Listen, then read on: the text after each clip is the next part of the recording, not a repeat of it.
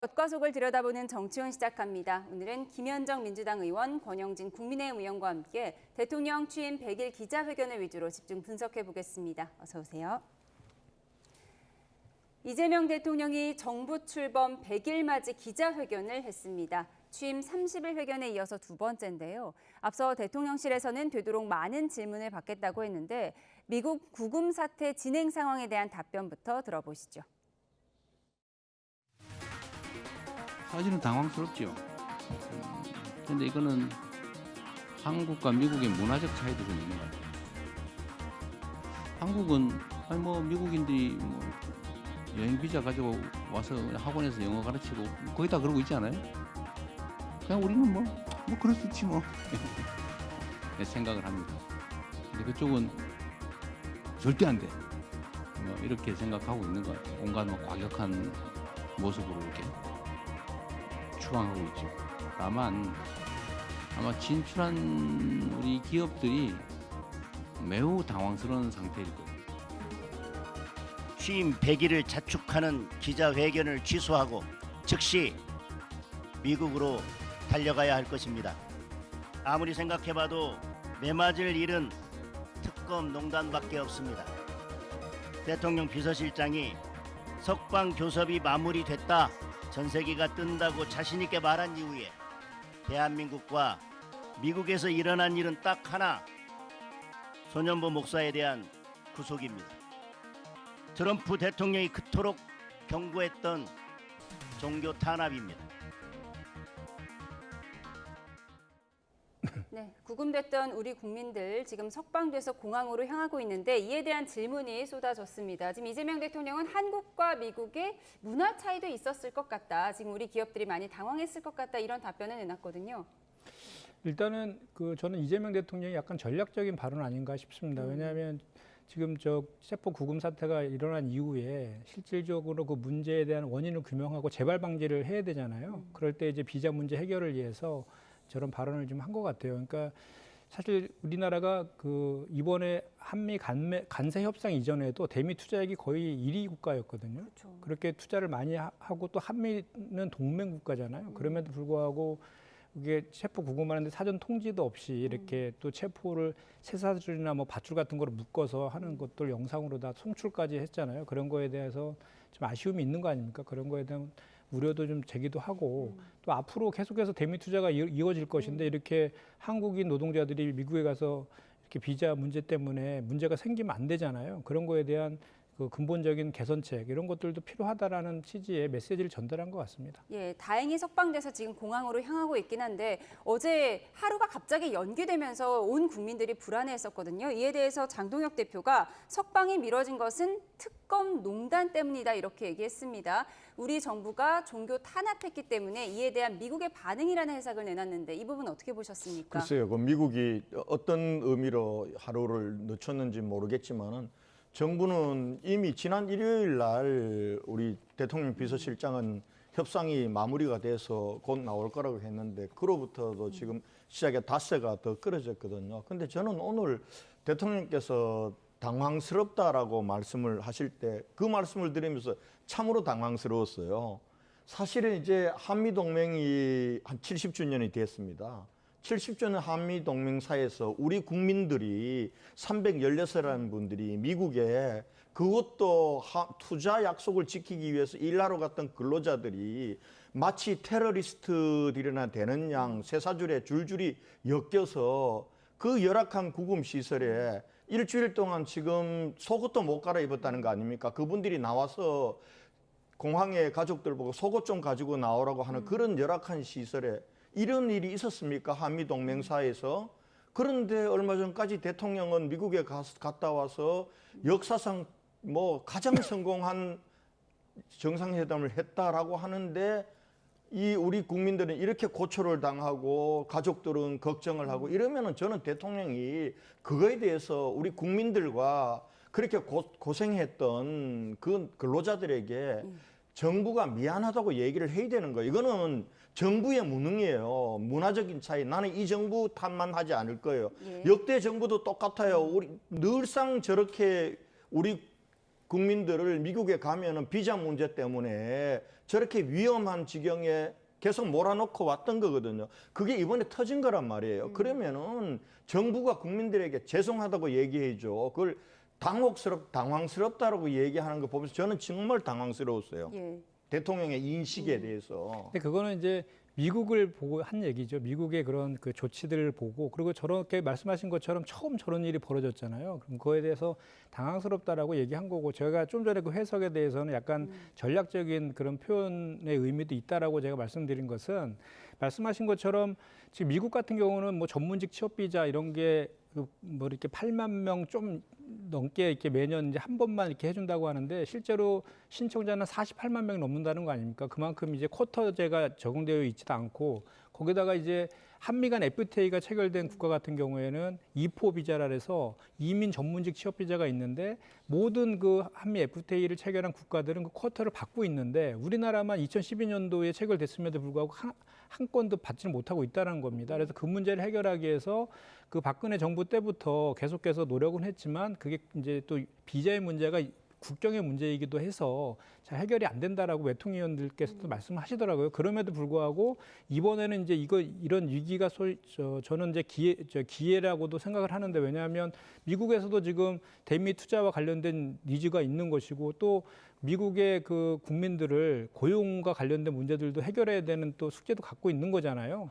그렇기 때문에 지금 이런 그 위기를 기회로 삼아가지고 비자 문제를 근본적으로 해결하는 그런 거를 좀 했으면 좋겠고, 예. 국민의힘에서 지적은 할 수 있다고 봅니다. 그런데 이제 그 지적의 일부는 좀 트럼프 대통령의 그런 럭비공 같은 스타일, 모든 그 국가에 간의 그 동맹 국가 간에도 그걸 비즈니스 관점에 접근하는 그런 데서 기인한 거 아닙니까? 사실은 그런 거에 대한 비판도 같이 하고, 그리고 사실 국민의 생명과 안전과 관련된 문제니까 이런 거는 여야가 같이 좀 협치해서 소당적으로 네. 좀 대응해 여야 줬으면 입장은 좋겠습니다. 조금 다를 수 있지만, 지금 버스를 타고 공항으로 향하는 우리 국민들 무사히 귀국할 수 있기를 바라는 마음 한마음입니다.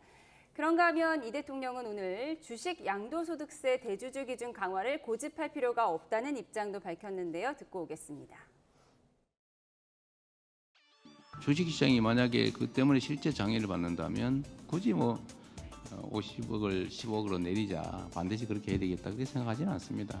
이유는 잘 알 수 없지만 주식시장 활성화 정책에 대해 의지를 의심하는 시험지 비슷하게 또 느끼는 것 같아요. 그렇다면 뭐 굳이 그걸 끝까지 유지할 필요가 있을까, 그런 생각을 합니다. 국회 논의에 맡기도록 할 생각입니다.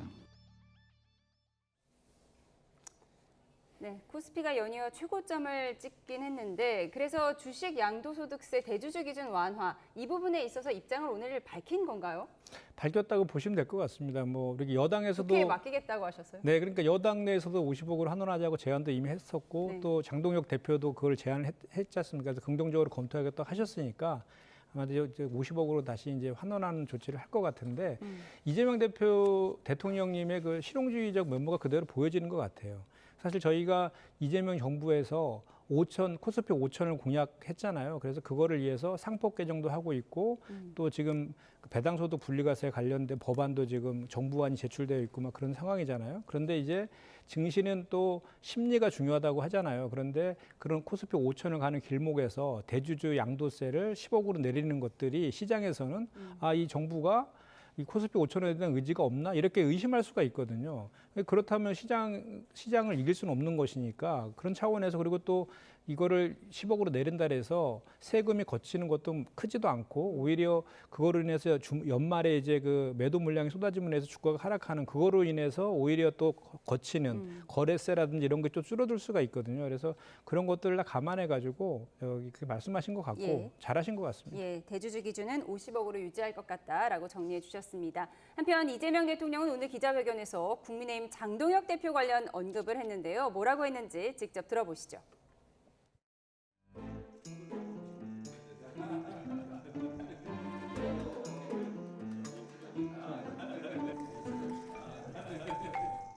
저 장동혁 대표를 만났는데 그때도 표현했지만 생각보다 유연하시네, 그 생각이 들었어요.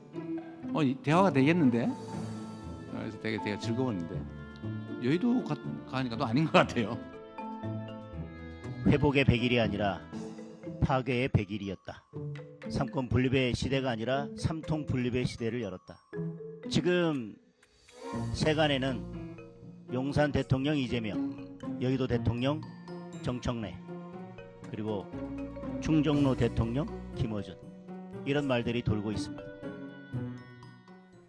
네, 이재명 대통령이 장동혁 대표 만나보니까 생각보다 유연한 줄 알았는데 여의도로 가니까 또 다르다고 했습니다. 그랬더니 장동혁 대표가 이제 삼권 분립의 시대가 아니라 삼통 분립의 시대라는 얘기를 했습니다. 여의도 대통령은 정청래 대표고 충정로 대통령이 김어준 씨다, 이런 발언을 했는데요. 어떤 배경이죠? 아니 뭐 시중에 국민들 사이에서 그런 얘기가 떠도니까 뭐 저렇게 장동혁 대표가 저렇게 말씀하셨는데 대통령께서 좀 아프셨나 봅니다. 그 얘기에. 그런데 이제 지난번 여의도 오면 달라진다라는 건 대통령이 그렇게 말씀하실 게 아니라 친정이라고 있는 여의도에 있는 당이 어떻게 하고 있는 걸 잘 보셔야 돼요. 대통령은 취임사에서도 국민 통합을 강조하시고 국민 통합을 성장의 동력으로 삼겠다고 하셨어요.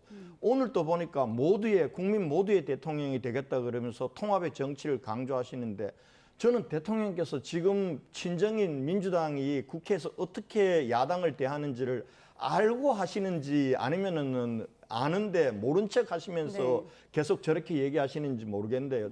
대통령을 만나서 사실은 대통령에게 장동혁 대표가 대통령의 회담 제안에 가는 것 자체도 부담이었어요. 지금 여당은 야당을 파트너로 인정하지 않잖아요. 심심하면은 내란 뭐 공범이다, 해산시키겠다 이렇게 하니까 이제는 투쟁해야 된다 하는데, 그래도 대통령이 외국 갔다 오셨으니까 그 성과를 가지고 하시겠다는 손을 뿌리치지 말자 하고 가셨단 말이에요. 예. 그럼 거기서 손을 잡았는데 그 다음 날 대표 연설에서 정청래 대표가 어떻게 했냔 말이에요. 바로 야당 앞에 대놓고 내란 공범이라 그러면서 해산을 협박하고 이렇게 하는데, 어떻게 장동혁 대표가 여당이 야당에 내미는 손을 뿌리치는데 어떻게 거기에 대해서 좋은 얘기를 하겠습니까? 이게 여야 관계란 건요, 협치는 대통령 말 그대로 더 가진 여당이 좀 내놓는 겁니다.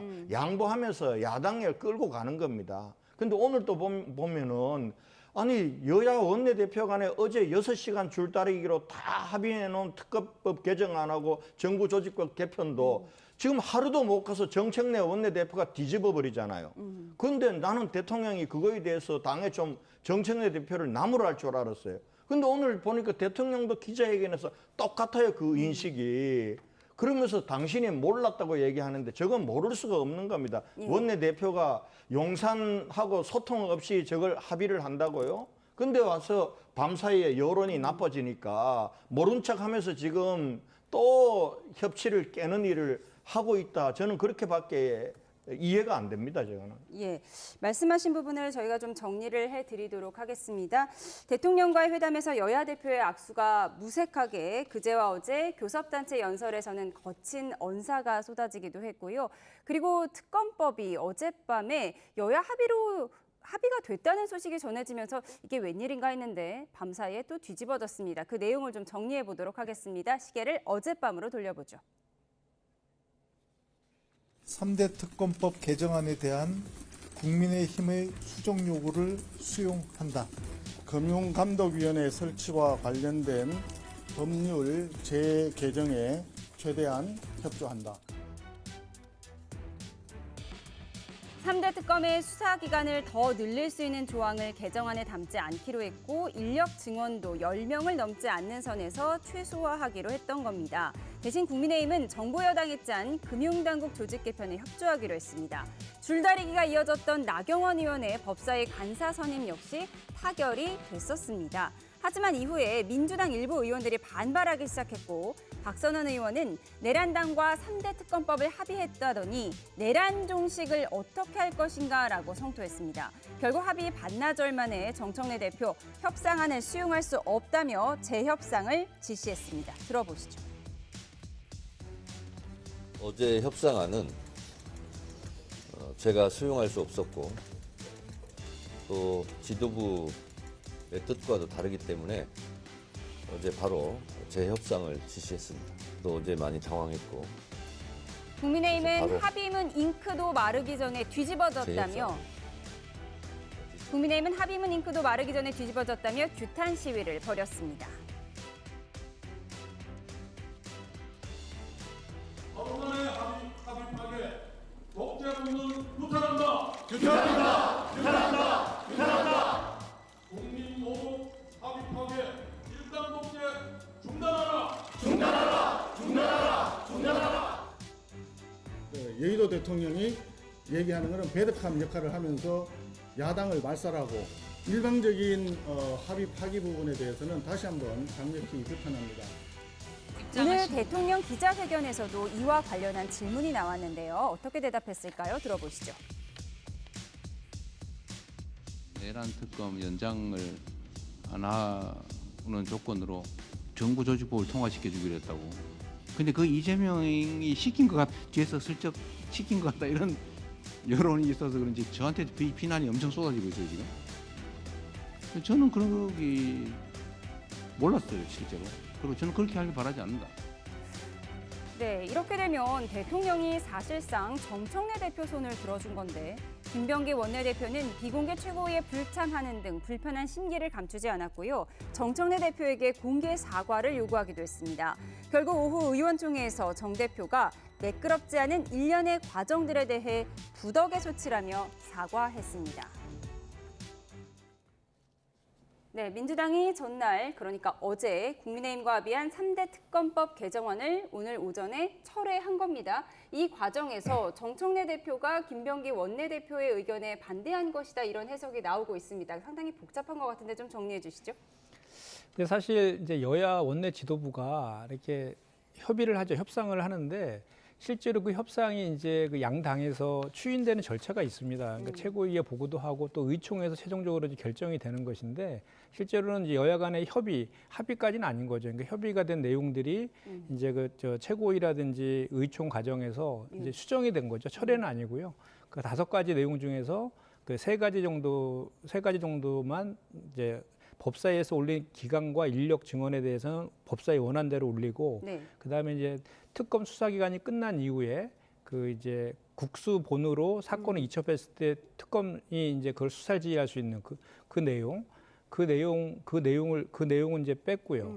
그다음에 이제 그 재판 의무 중개와 관련해서는 헌법 제109조에서 예외 조항 둘 수 있는 것도 포함해서 수정안을 제시한 이런 내용입니다. 그래서 사실 그 과정에서 뭐 이렇게 협상을 하다 보면 이제 그 일방적으로 원내 지도부만의 생각으로 협상을 하지는 않죠. 당 지도부랑도 소통도 했을 것이고 또 법사위라든지 또 우리의 3대 특검 또 특위가 있거든요.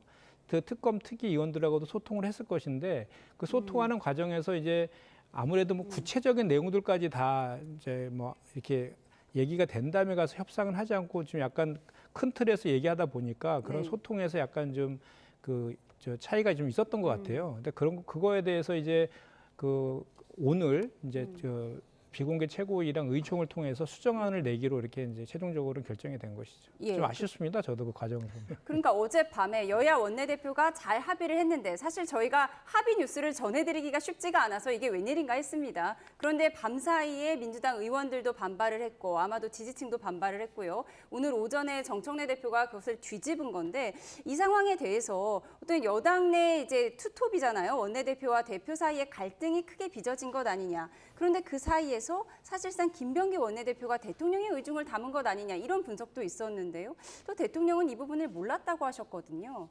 모를 리가 없죠. 사실은 저게 여야 원내대표가 서로 자기 둘 간에만 합의를 하고 그럼 최종 합의는 우리가 돌아가서 당의 추인을 받아서 만나서 발표하자 이렇게 되는데 어제는 그 과정들이 사실은 내부적으로 다 거치고 아까 보셨겠지만은 지금 김병기 원내대표하고 송원석 원내대표가 서로 발표를 합니다.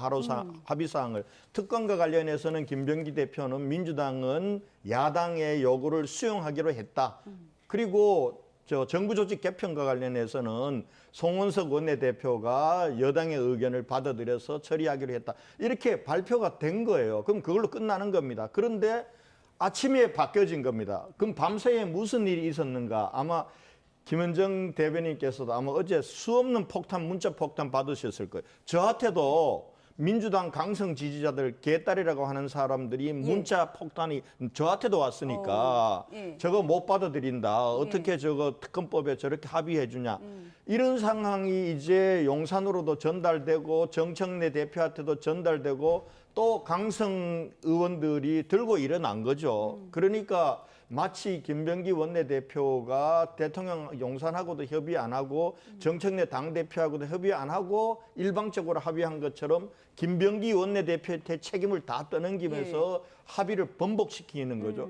저는 저 과정을 보면서 야, 민주당이 저렇게 줏대 없는 정당인가. 이걸 오랜만에 대통령이 영수회담으로 이 협치의 분위기를 만들고 그랬던 것을 원내대표들 간에 합의로 저렇게 한 것을 이 하룻밤도 못 견디고 저걸 뒤엎어서 저렇게 해서 또 일방적으로 단독 저 법안이 뭡니까? 저 야당 입장에서는 야당 말살하고 정치 탄압하기 위한 법안이라고 보는 거거든요. 저 법안을 저렇게 약속을 헌시장처럼 버리면서 국회를 저렇게 파행으로 몰고 가는 게 대통령에게 도움이 되겠어요? 여권 전체에게 도움이 되겠어요? 저는 이해가 안 가는 일을 했다 이런 생각이 듭니다. 예, 도저히 이해가 안 간다고 하셨고 김병기 원내대표 입장에서는 자존심이 상할 수 있는 일인데 그래서 정청래 대표에게 공개 사과를 요구했고 실제로 정청래 대표가 사과를 한 거죠.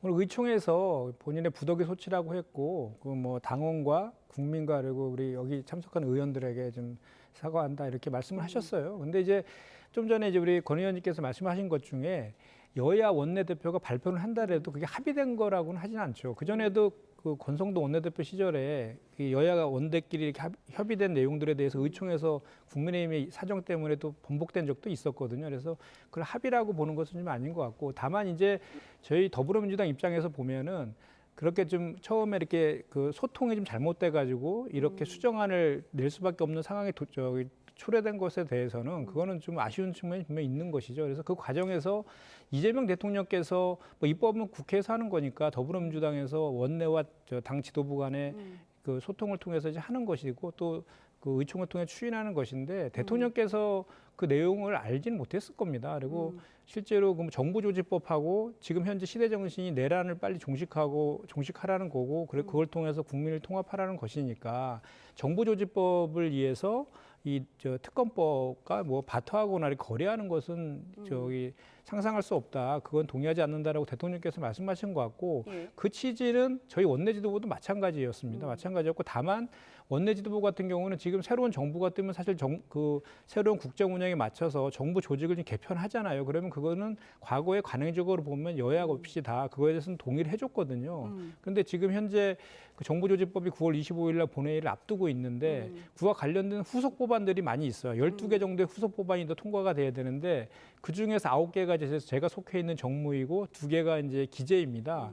근데 2개 상임위에 이 위원장께서 지금 국민의힘이 맡고 계셔가지고 지금 협조가 잘 안 되고 있는 그런 상황이에요. 그러다 보니까 원내 지도부 입장에서는 그 정부조직법도 좀 무난하게 좀 이렇게 처리하고 정부의 국정 운영을 뒷받침하겠다는 책임감이 있을 거 아닙니까? 그런 차원에서 적극적으로 그 여야 간의 협의에 좀 응했던 것 같고요. 그 과정에서 이제 당 지도부라든지 또는 그 법사위원이라든지 또는 특위위원들이 봤을 때에는 원래 이 3대 특검법 개정안의 핵심 내용은 처음에 시작은 기간과 인력의 문제였거든요. 그런데 그것이 이제 그 논의하는 과정에서 특위의 의견들이 반영되면서 뭐 그 지휘권, 국수본으로 이전된 이후에 그 특검의 지휘권이라든지 뭐 수사 그 재판의 그 의무 중개 이 조항들이 들어간 것이었거든요. 그래서 그것을 다시 이제 이런 논의 과정을 통해서 좀 마찰은 있었지만 논의 과정을 통해서 수정안으로 이렇게 정리했다 이렇게 보시면 될 것 같습니다. 덧셈 특검법은 이게 만약 김현정 의원님 말씀이 사실이라고 하면은 여권의 전체 시스템의 문제예요. 지금 검찰청을 해체하고 검찰 개혁 관련해서는 당하고 대통령실하고 이견이 있는 것처럼 이렇게 비쳤잖아요. 사실 이견이 있는 거예요. 이견이 있는 거고 지금 아직도 보안 수사 문제라든지 이렇게 어떻게 할까는 정리가 안 된 거예요. 근데 지금 어제는 더 문제가 뭐냐 하면은 원내대표가 특검법 개정안과 정부조직 개정안을 야당하고 협의하는데 이 부분들이 지금 당대표하고 원내대표하고 또 안 맞다는 거 아니에요. 소통도 그렇게 안 되고 그리고 대통령도 모르면서 원내대표가 일방적으로 이걸 합의를 봐가지고 이걸 합의를 뒤엎는 걸 했다면은 여권 내에서는 대통령실하고 당하고도 안 맞고 또 당 내에서도 당 대표하고 원내 대표하고 안 맞으면은 이렇게 해서 국민들이 불안해서 어떻게 지금 민주당 정권에게 국정을 위임하겠냐는 거예요. 저는 그 부분들부터 오히려 민주당 내부부터 좀 단도리를 좀 해라.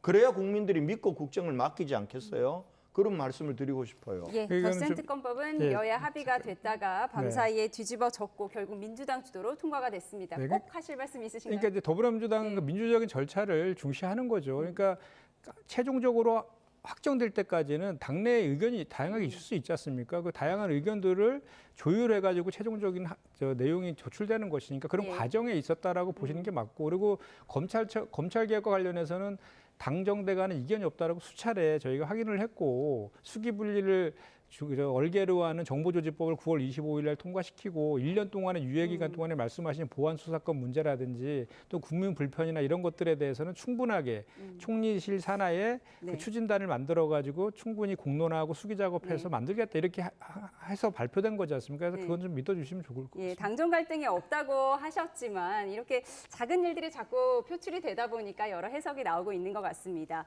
국민의힘은 덧셈 특검법 처리에 필리버스터는 하지 않기로 했습니다. 그리고 권성동 의원 체포동의안 표결에도 불참을 했는데요. 이에 앞선 권성동 의원의 신상 발언 들어보시죠. 공여자가 1억 원을 전달했다는 그날은 제가 공여자와 처음으로 독대한 자리였습니다. 상식적으로 생각해 보십시오. 어느 누가 처음으로 독대한 자리에서 불법적인 정치 자금을 주고받을 수가 있겠습니까? 저는 검사를 20년 했고 정치는 16년 했습니다. 문제가 될 수 있는 돈을 받을 만큼 어리석지 않습니다. 피의 사실을 위법적으로 공표하고 가짜 뉴스를 무차별적으로 확산시켜 망신 주기와 낙인 찍기에 매진했습니다. 네, 권성동 의원 불체포 특권 뒤에 숨지 않겠다라고 했습니다. 근데 오늘 국민의힘 의원들은 표결에 불참을 했습니다. 아무래도 동료 의원에 대해서 이런 표결에 참석하기가 좀 쉽지가 않았을 것 같아요. 오늘 아마 특검법이 여야가 합의된 것들이 정상적으로 갔으면은 예. 아마 우리 당 의원들이 참여해서 찬성표를 던졌을 거예요. 왜냐하면 권성동 의원께서도 의총에 나와서 나는 당당하다. 그리고 우리가 불체포 특권을 포기하겠다는 약속은 우리는 지키자. 그래서 나를 생각하지 말고 찬성을 해달라 이렇게 얘기를 했는데 예. 근데 지금 특검법을 저렇게 합의됐던 부분들을 그냥 깨면서 강행 처리하는 걸 보면서 이제 권성동 원내대표를 하는 표적 수사란 게 그게 권성동 원내대표 하나에 끝나지는 게 아니구나. 결과적으로는 이건 야당 전체를 상대로 탄압하는 것이기 때문에 그러면은 우리는 그런 표결에 우리가 참여할 수는 없지 않느냐. 그렇게 해서 우리는 참여를 하지 않되 권성동 전 원내대표는 혼자서라도 자기는 가서 자기 스스로의 불체포 특권을 포기하는 거기에 찬성을 던지겠다고 해서 권성동 원내대표는 참여를 했습니다. 예. 참여하고 저희들은 그냥 나오는 것으로 민주당의 합의를 깬 민주당의 그 행위에 대해서 우리가 항의하는 뜻을 밝히기로 한 그럼 겁니다. 국민의힘 의원 중에서는 권성동 의원만 참여를 하셨나요? 그렇습니다. 권성동 의원만 나가서 사실은 본인의 불체포 특권을 스스로 포기하는 나를 잡아가라는 거에 권성동 의원이 찬성표를 던진 거죠. 예, 권성동 의원은 자신의 체포동의안 표결에 참여를 해서 찬성표를 던졌다라는 소식까지 전해주셨습니다. 지금까지 정치온 김현정 민주당 의원, 권영진 국민의힘 의원과 함께했습니다. 고맙습니다.